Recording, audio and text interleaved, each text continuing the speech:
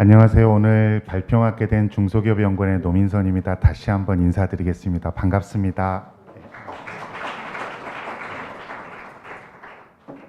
오늘 제가 말씀드릴 것은 새 정부가 나아가야 할 중소기업 일자리 정책 방향 및 과제입니다.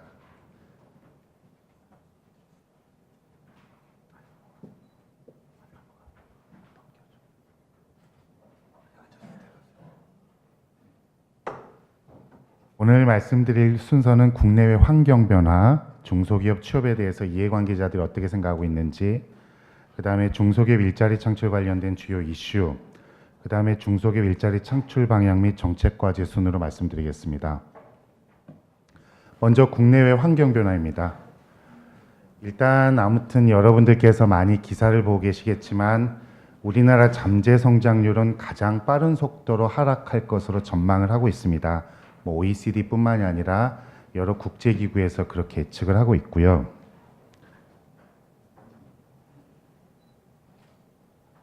그 다음에 아시아 국가들도 우리나라 마찬가지로 미래 위기가 발생할 가능성이 높습니다. 그리고 빨간색으로 했지만 2017년부터 2019년까지 우리나라가 기준금리도 인상을 하고 한국에 금융위기가 올 가능성도 있다. 그 다음에 삼성전자나 LG전자 같은 주요 글로벌한 기업들의 위기가 발생할 가능성도 있고요. 또 조선건설, 해운 같은 대기업들의 위기 발생 가능성에 대해서 이야기를 하고 있습니다. 그 다음에 아마 여러분들께서도 4차 산업혁명에 대해서 한두 번 이상은 다 들어보셨을 것 같습니다. 그러니까 WF에서 슈밥 회장이 다보스본에서 2020년까지 710만 개의 일자리가 자동화 등을 통해서 없어질 것이다. 또 신산업 창출을 통해서 200만 개 정도가 늘어날 거라고 이야기를 했고요. 하지만 그 일자리 생태계에 대해서는 어느 누구도 알 수 없다고들 합니다. 예를 들어서 우리가 자동차가 만들어졌을 때 전에 마차가 운영이 되고 있었죠. 근데 마차가 과연 자동차를 대체할 수 있을까 했는데 실질적으로 자동차가 대체를 했고 4차 산업혁명의 큰 키워드는 융합과 불확실성이라고 생각을 합니다. 그래서 확실한 것은 일자리 생태계가 변화할 것이다. 다만 단순하고 대체 가능한 일자리는 줄어들 것이다. 하지만 지식융합 활용 능력을 보유한 전문 인력 같은 경우는 오히려 파급 효과를 낼 수도 있겠다. 이렇게 예측을 하고 있습니다. 그리고 2016년에 생산 가능 인구가 최고점을 찍었고 2017년부터 줄어들 거라고 합니다. 생산 가능 인구가 만 15세에서 64세 사이의 인구를 의미하는데 이 인구가 이제 드디어 줄어들기 시작하고 있다. 그리고 또 25세에서 49세를 핵심 생산 가능 인구라고 하는데 이미 감소세로 전환되어 있다. 이렇게 보면 될 것 같고요. 그 다음에 우리나라의 대학 진학률은 세계 최고 수준입니다. 전에 1990년대까지만 하더라도 초반까지만 해도 한 30%대였는데 이제는 70%대. 다만 최근에 좀 떨어졌는데요. 그럼에도 불구하고 높고 독일이 30%, 미국의 47% 이렇게 진학률, 대학교육 이수율이 세계 최대 수준이다. 그런데 4년제 대졸자 취업률은 계속해서 감소하는 추세를 보이고 있다. 이렇게 보면 될 것 같습니다. 그 다음에 낮은 고용률에 대해서 말씀드리겠습니다. 최근 들어서 고용률이 조금씩 늘어나고 있는 건 분명한데요. 아직까지 OECD 평균보다는 낮고 미국에 비해서는 3.3%포인트, 일본에 비해서는 약 8.2%포인트 정도 고용률이 낮게 나타납니다. 최근에는 정책 대안으로서의 포용적 성장 이야기가 많아지고 있습니다. 과거에는 우리는 중소기업으로 무조건 인력이 유입되면 된다고 생각을 했는데 이제는 2010년대 이후에는 포용적 성장, 공유자본주의라는 개념이 들어서요. 이제는 아까 이훈 의원님께서도 말씀 주셨지만 대기업의 낙수 효과를 기대하기에는 이제 한계에 좀 봉착을 했다. 그리고 그게 제한적이고 최근 들어서 포용적 성장 관련해서 정책 프레임워크가 본격적으로 제시되고 있다. 하지만 우리나라는 기업가 정신이나 고용이나 노동보수 급여 부분에 있어서는 아직까지 하위권을 좀 달리고 있다. 이렇게 보면 될 것 같고요. 그래서 미래사회 글로벌 공통 이슈는 일자리 창출 그리고 그에 못지않게 격차 완화라는 관점에서의 포용적 성장의 중요성이 늘어나고 있다. 이렇게 볼 수 있을 것 같습니다. 여기 오늘 구직자분들도 오셨고 중소기업 사장님들도 오셨고 국회의원님들도 오셨고 대학 교수님들도 오셨는데요. 모두가 어찌 보면은 정책적인 측면에서 이해관계자로 볼 수 있습니다. 이 이해관계자들의 시각은 어떨까에 대해서 한번 말씀드리겠습니다. 먼저 사장님들의 시각입니다. 어찌 보면 연구를 하면 할수록 중소기업 사장님들이 애국자라는 생각을 많이 해요. 처음에 창업을 해서 종업원 100명, 300명 정도까지 늘려가는 사장님들은 엄청난 경영상의 위기부터 해서 정말 드라마 몇 편을 써도 모자랄 정도로 위기를 많이 겪으셨는데, 그분들께서도 나름대로 하면서 야, 월급 더 준다고 해서 과연 사람들이 올까? 요즘 그러기엔 대기업의 급여가 너무 많아져 버렸고요. 또 정부 지원 좀 받아서 나 진짜 사람 뽑고 싶은데 좀 비용을 줄일 수는 없을까? 아, 진짜 가뜩이나 일할 사람은 없는데 키워놓은 인재들은 도대체 언제 퇴사할지를 모르겠다. 그 올해 이익도 진짜 지금 환경이 안 좋아서 없는데 직원들이 도대체 한 게 뭐냐? 이런 생각들을 사실은 갖고 계시고요. 또 이제 구직자의 관점에서는 어떨까? 중소기업에 다니면 어떤 면이 좋을까? 최소한의 생활은 과연 가능할까? 야, 중소기업 수가 300만 개가 넘는다는데 괜찮은 중소기업은 어디 있을까? 야, 진짜 대기업 얼마 전에 기사 보니까 대기업 생산직 연봉이 1억이 넘는다는데 중소기업 취업하면 왠지 루저가 될 것 같아. 진짜 근데 대기업하고 공공기관은 이제 잡이 더 이상 안 나오는 건 나도 알겠는데 중소기업에 취업해야 할 것 같은데 실제 취업까지는 아직 잘 모르겠어. 사실은 요즘 다 인터뷰해가지고 이제 조금 이걸 작성해 본 건데, 이게 사실은 좀 중소기업 취업에 갖고 있는 구직자들의 의문이고요. 학부모님들이 갖고 있는 내 자식들이 중소기업 취업에 대해서 갖고 있는 의문에 대해서 말씀드리면, 자식들이 일단 대학이나 대학원까지 졸업하고 좋은 직업을 가졌으면 좋겠어. 근데 내가 진짜 빨리 그만둬야 되는데 자식 교육비용을 좀 줄일 수는 없을까? 내가 퇴직하기 전에 자식들 대학이라도 졸업했으면.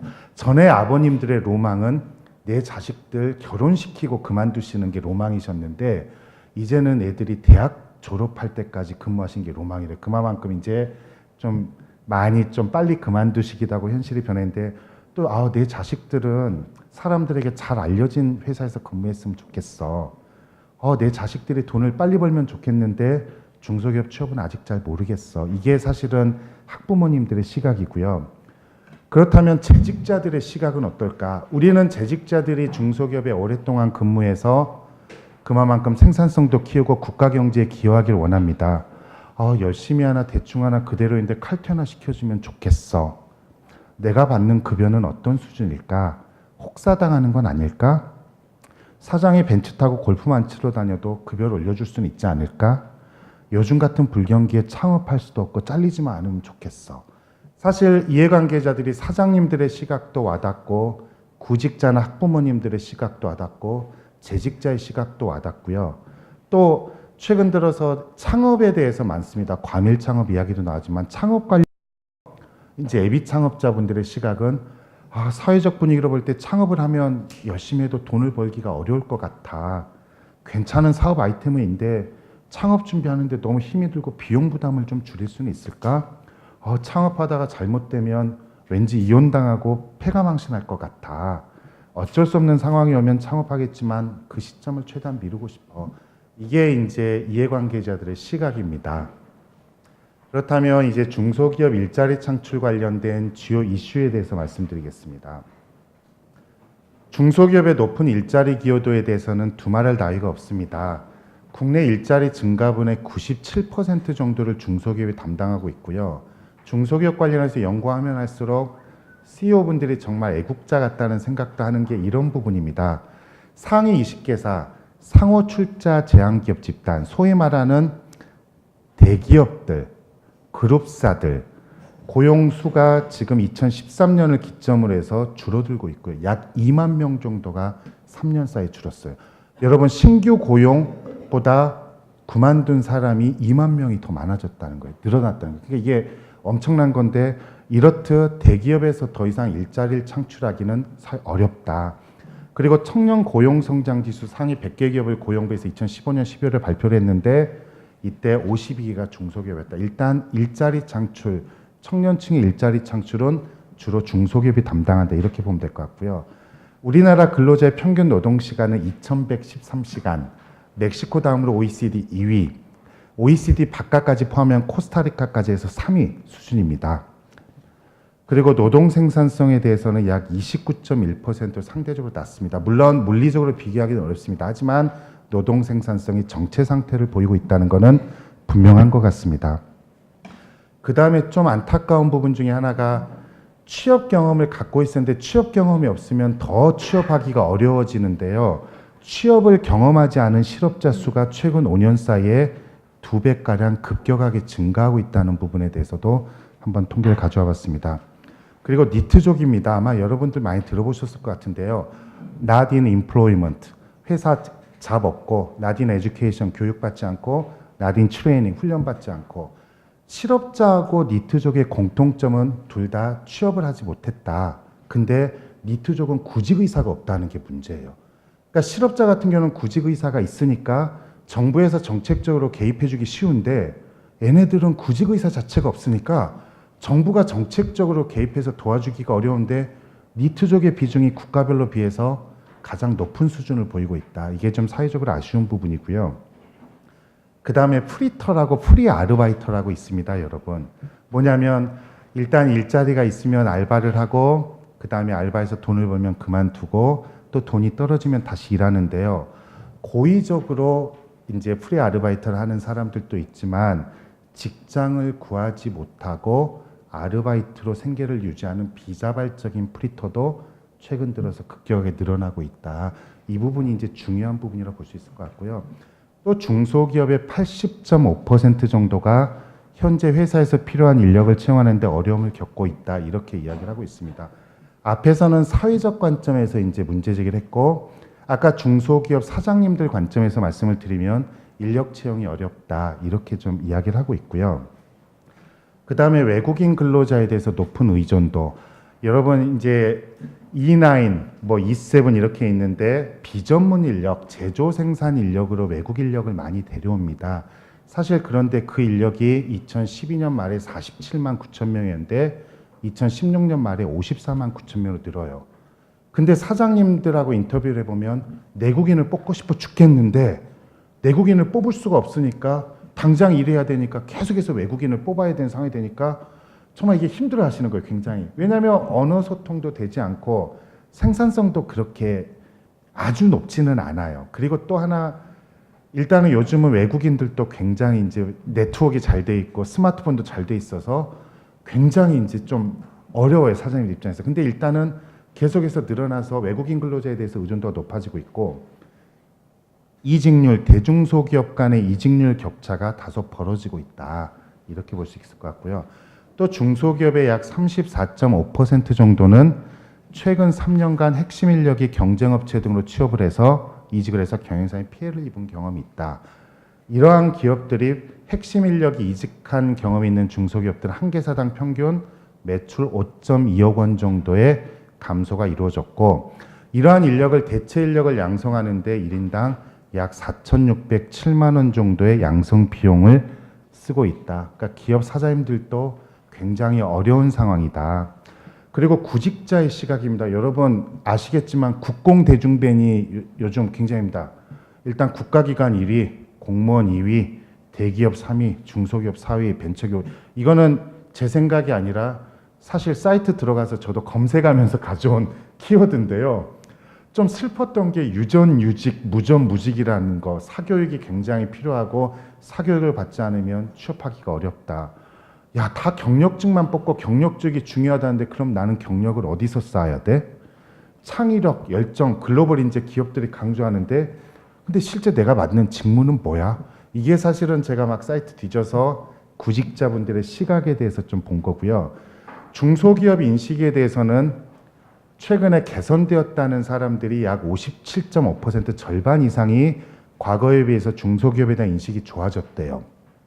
근데 아직까지 좋지 않다는 응답이 39.5%, 좋다는 응답이 12.5%, 약 3배 정도가 높고요.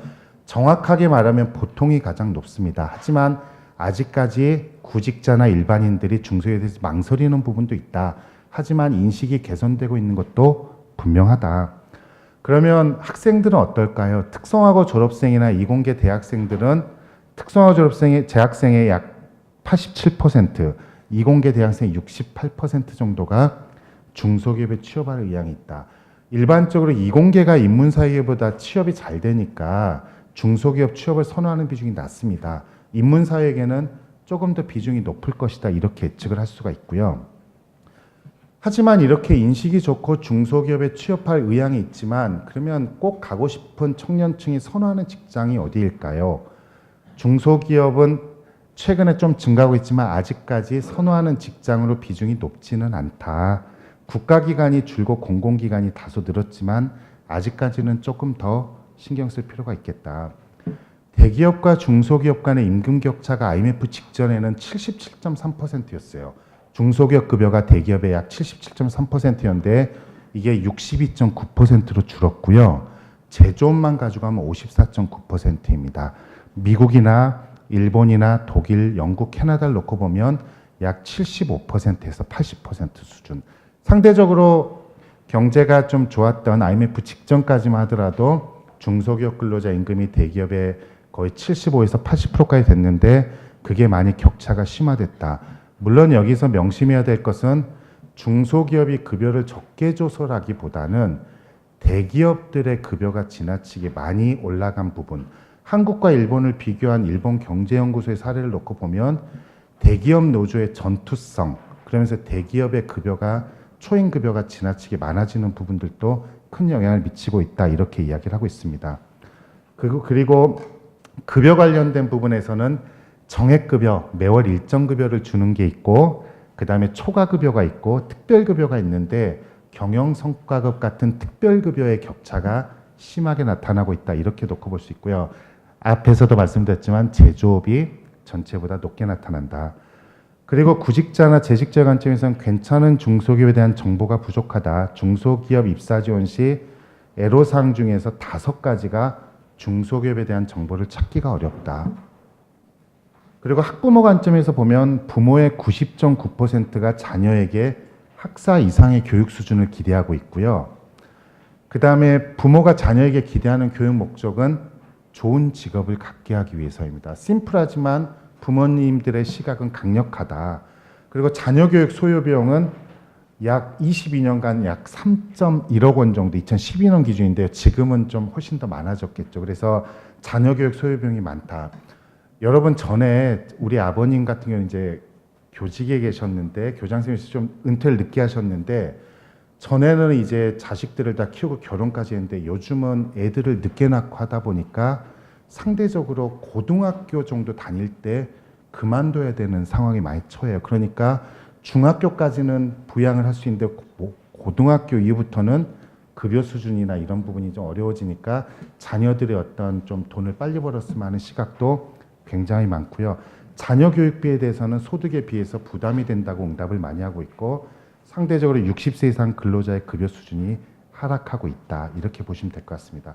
예비 창업자의 관점에서는 일단 연도별 창업은 조금씩 늘어나고 있는데 생계형 창업 비중, 흔히 3대 과밀 창업 이야기하면서 PC방, 그 다음에 편의점, 치킨집 이야기합니다. 근데 과밀 창업이 많아지고 있고 부가가치에 기반한 기술에 기반한 기회추구형 창업 비중은 아직까지 선진국에 비해서 주요 국가들에 비해서 가장 낮은 수준이고요. 생존율 또한 낮다. 3년간 생존하는 비율, 5년간 생존하는 비율이 아직 높지 않다. 이런 부분을 통해서 봤을 때 일자리 창출 방향과 정책까지는 뭘까?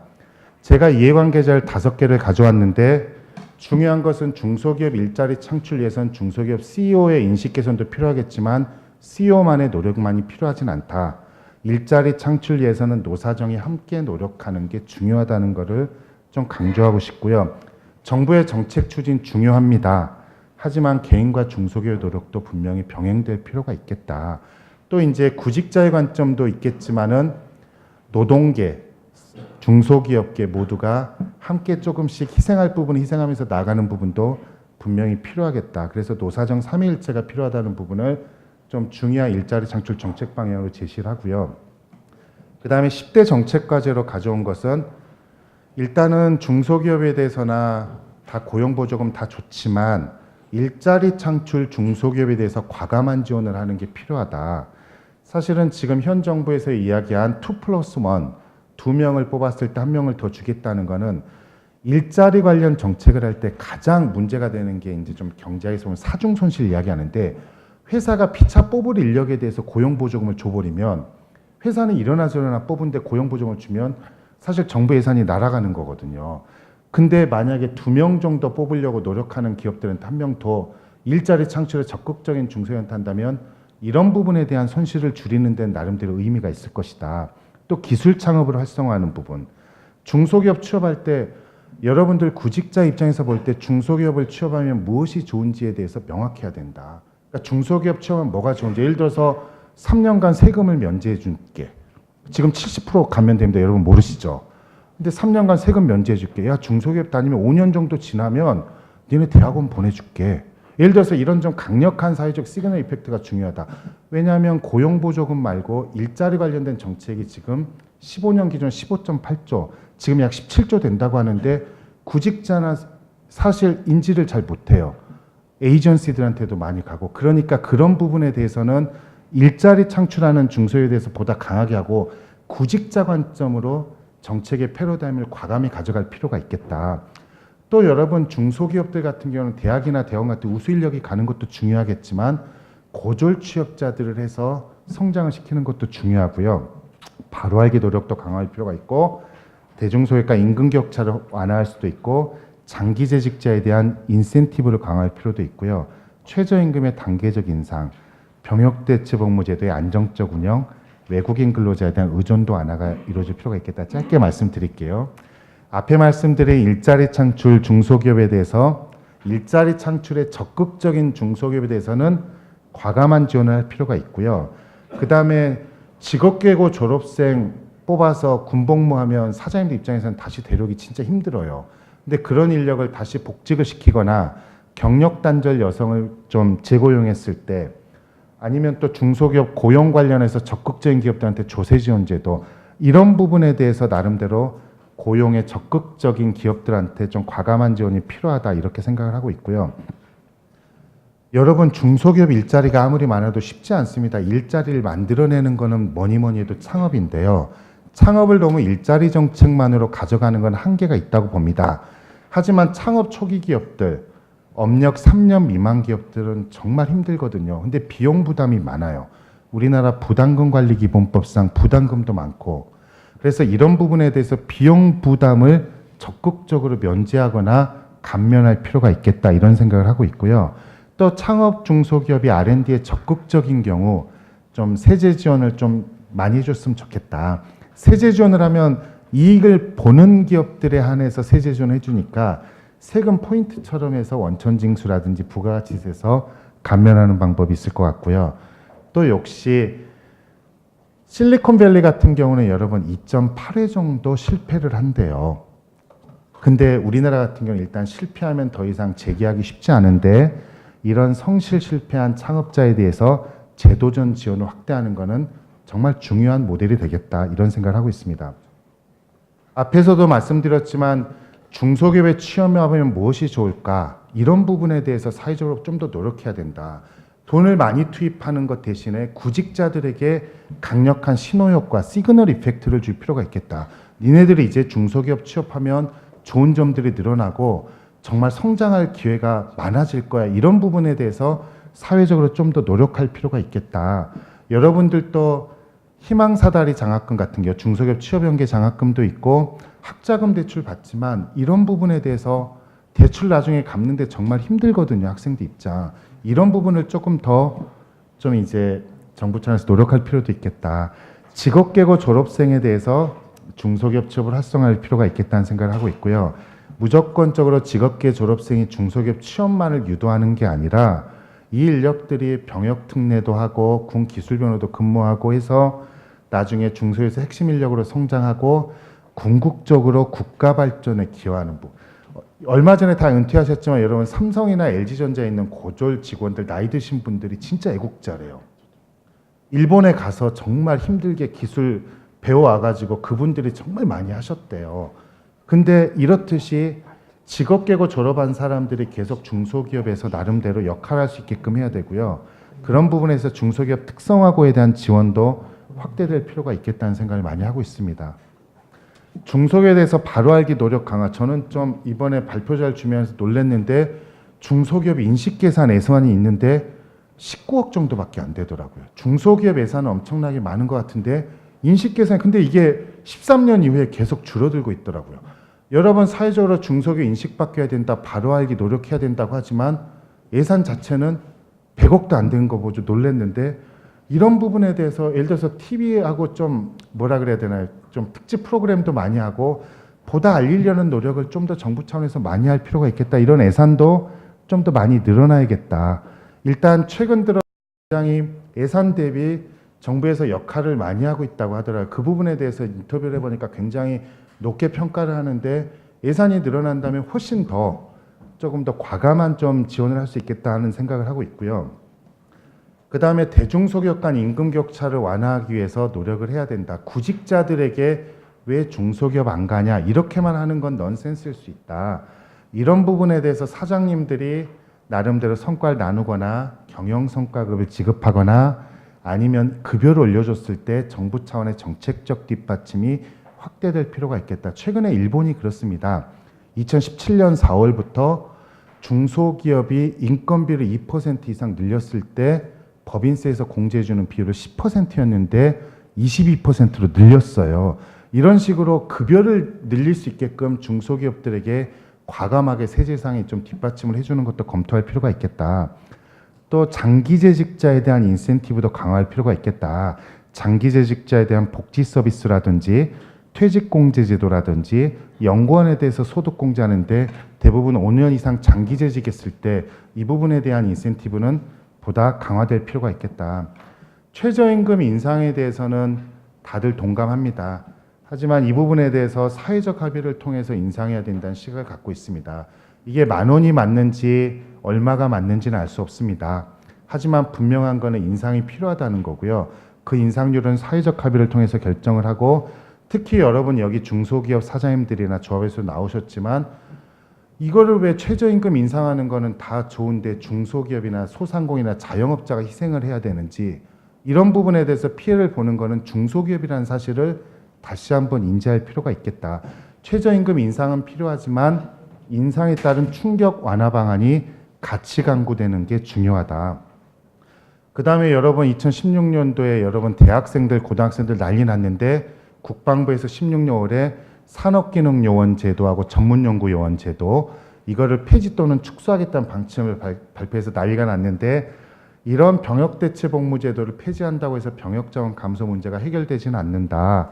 이런 부분에 대해서 오히려 병역자원 감소 문제를 해결하기 위해서 국방부 차원에서도 군복무 인원의 효율적 활용을 위한 방안을 모색해야 되고, 이런 중소기업에서 인력, 우수 인력에 대한 안정적 활용 관점에서 제도를 운영할 필요가 있겠다는 생각을 하고 있고요. 마지막으로 외국인 근로자에 대한 의존도가 완화되어 있는데, 중소기업에서 외국인 근로자를 내국인으로 대체하려는 노력을 했을 때 지원은 조금 더 확대될 필요가 있겠다. 직업계고의 비중, 직업계고 학생의 비중이 지금 19%인데 이런 부분을 과감히 늘리는 방안도, 지금 계속 진학률을 떨어뜨려야 된다고 이야기하는데요. 좀 도움이 될 거라는 생각을 하고 있고요. 또 사회적 합의를 통해서 비정규직 문제나 근로시간 단축 같은 문제, 또 중소기업 내국인 근로자 비중을 확대하는 방안을 모색하는 협력적 노사관계를 구축하는 게 필요하다. 저에게 부여된 시간이 25분에서 딱 지켰는데요. 이상으로 제 발표 마치겠습니다. 고맙습니다.